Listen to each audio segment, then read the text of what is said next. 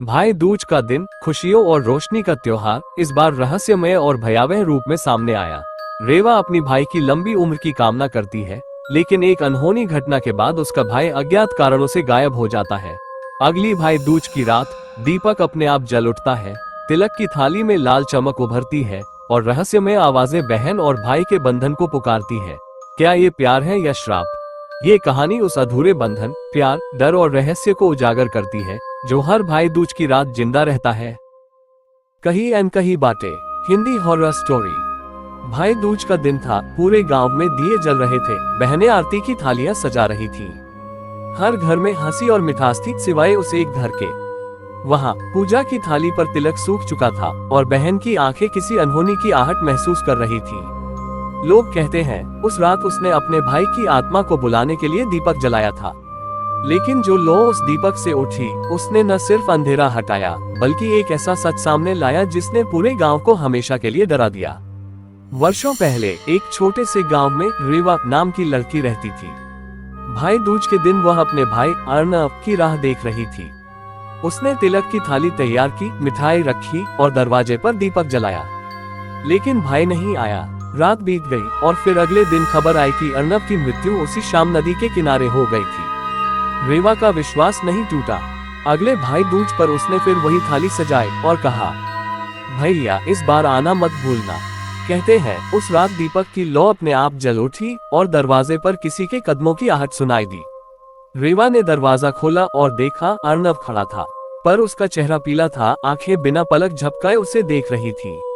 वह कुछ बोला नहीं, बस धीरे से आगे बढ़ा और रेवा के माथे पर वही तिलक लगाया जो उसने पिछले साल उसकी थाली में रखा था। अगली सुबह लोगों ने देखा रेवा अपने कमरे में मृत पड़ी थी और उसके माथे पर वही लाल तिलक चमक रहा था। तब से हर भाई दूज पर उस घर की खिड़की में एक दीपक अपने आप जल उठता है और कोई धीमी आवाज फुसफुसाती है, भैया तिलक तो लगा दिया, अब लौट आओ। क्या ये सिर्फ एक बहन के प्यार की कहानी है या कुछ और? क्या सच्चा बंधन मौत के पार भी कायम रह सकता है? अगर आप भी मानते हैं कि प्यार कभी नहीं मरता तो इस कहानी को शेयर करें। और अगली बार जब आप भाई दूज पर तिलक लगाएं, दीपक की लौ को जरूर ध्यान से देखिएगा। कौन जाने कोई परछाई आपको देख रही हो। रेवा की मौत के बाद वो पुराना घर सूना पड़ गया। लोग कहते थे वहां रात को अगर कोई दीपक जलाने की कोशिश करता तो हवा अपने आप बुझा देती थी।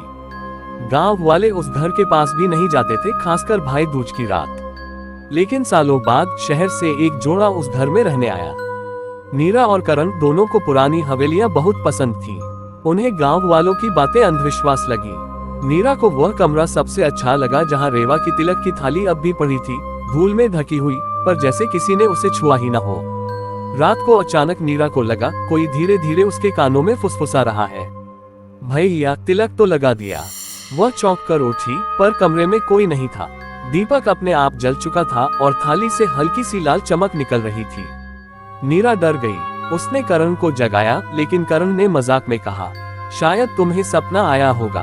सुबह उठकर नीरा ने देखा करण के माथे पर तिलक का लाल निशान था।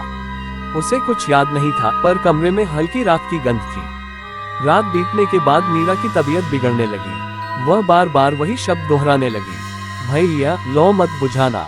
गांव के बुजुर्ग पुजारी को बुलाया गया। उसने कहा, ये वही तिलक है जो रेवा ने अपने भाई की आत्मा को लौटाने के लिए लगाया था। अब वो आत्मा किसी और के शरीर में बंध गई है। उसने पूजा शुरू की, पर जैसे ही मंत्र बोले गए दीपक की लौ फट पड़ी।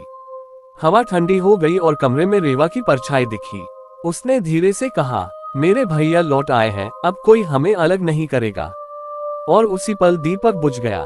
कहते हैं आज भी उस घर में भाई दूज की रात दीपक अपने आप जल उठता है, और अगर कोई उसके पास जाता है तो उसे अपने माथे पर हल्की सी गर्मी महसूस होती है, जैसे किसी ने अदृश्य उंगलियों से तिलक लगाया हो। क्या ये प्यार था या श्राप? क्या बहन का स्नेह आत्मा को भी लौटा सकता है, या फिर वो दीपक आज भी किसी अधूरी आत्मा की पुकार है? पुजारी की मृत्यु के बाद उस हवेली का दरवाजा बंद कर दिया गया। गांव वालों ने कसम खाई कि अब कोई उस घर में कदम नहीं रखेगा। लेकिन कुछ सालों बाद एक यूट्यूबर आदित्य ने उस हवेली में शूट करने का फैसला किया। वह ये साबित करना चाहता था कि भाई दूज का श्राप सिर्फ एक कहानी है। उसने कैमरे लगाए, माइक ऑन किया और कहा, अगर यहाँ कोई आत्मा है तो सामने आओ। घड़ी में 12 बजने ही वाले थे। और तभी दीपक अपने आप जल उठा। कैमरे की स्क्रीन पर कुछ अजीब दिखा। दीपक की लौ में एक लड़की का चेहरा झलक रहा था। आदित्य ने डरते हुए पूछा, तुम कौन हो? वह धीमी आवाज में बोली, मैं रेवा हूँ, अपने भैया की लौ बुझाने आई हूँ। आदित्य पीछे हट गया, लेकिन उसी वक्त हवा का तेज झोंका आया, कैमरा गिरा और सब अंधेरा हो गया। जब गांव वाले अगले दिन वहां पहुंचे तो कमरे में सिर्फ राख थी और दीवार पर किसी ने उंगली से लिखा था, हर भाई दूज पर लौ जलती है जब तक बहन का प्यार अधूरा है। पुलिस ने कैमरा बरामद किया।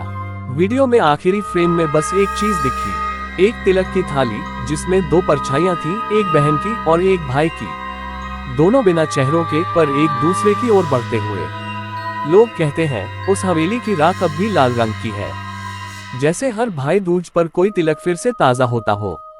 और अगर कोई उस रात दीपक जलाने की कोशिश करे तो किसी अदृश्य हाथ की उंगलियां उसके माथे को छू जाती हैं। शायद प्यार कभी नहीं मरता, पर जब वो अधूरा रह जाए तो वो प्यार ही बन जाता है सबसे बड़ा श्राप। उस यूट्यूबर आदित्य की गुमशुदगी के बाद वह वीडियो इंटरनेट पर रहस्यमय तरीके से अपलोड हो गया।